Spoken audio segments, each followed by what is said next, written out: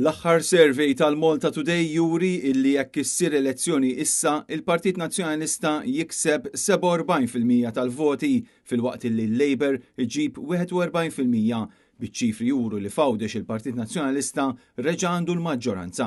Mis-survey ħareġ li apparti li l-Partit Nazzjonalista żied marġinalment, il-Labour kompla jitlef mijiet ta' voti dan fil-waqt li hemm ammonti ta' votanti li qed jgħidu li lesti jivvutaw lil partit iż-żgħar.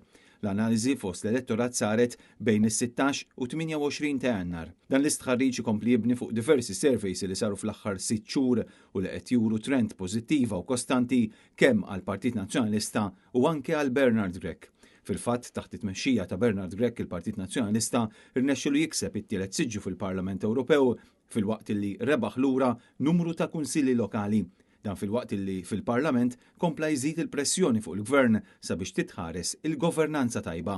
Apparti minn hekk il-Partit Nazzjonalista kompla joħroġ aktar proposti li huma ta' ġid tan-nies, inkluż il-proposta li jiżdied il-lif tal-ġenituri, aktar tax credits għal kumpaniji u li jinfirex aktar ir-remote working, dawn flimkien ma' proposti oħrajn li indirizzaw l-għoli tal-ħajja.